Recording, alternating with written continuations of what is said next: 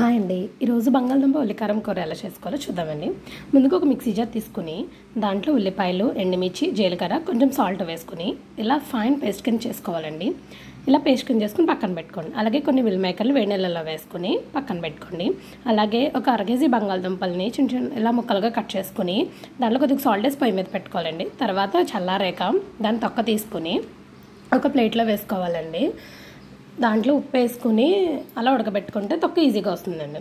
ముందుగా ఒక గిన్నె పెట్టుకుని ఆ గిన్నె హీట్ అయ్యాక ఆయిల్ పోసుకుని మినపప్పు, ఆవాలు, జీలకర్ర, శనగపప్పు వేసుకుని పోపులు బాగా ఫ్రై అయ్యాక కరివేపాకు, ఎండుమిర్చి వేసుకోవాలండి. అవి కూడా బాగా ఫ్రై అవనివ్వాలండి. అలాగే ముందరగా మనం ఫైన్గా పేస్ట్ చేసుకున్న పేస్ట్ని వేసి బాగా ఫ్రై చేసుకోవాలండి.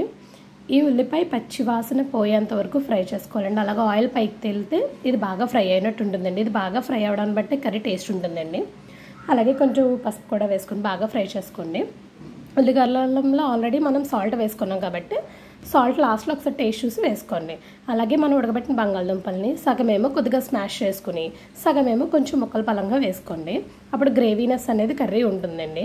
కొన్ని ముక్కల పలంగా వేసుకోండి. అలాగే మనం నానబెట్టిన మిల్ మేకర్ని బాగా స్క్వీజ్ చేసుకుని ఆ మిల్ మేకర్ని కూడా దాంట్లో వేసుకుని తగినన్ని వాటర్ పోసుకోండి.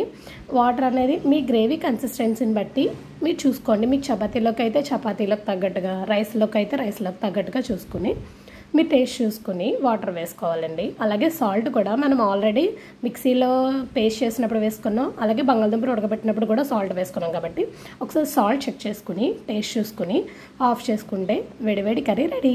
Bye bye.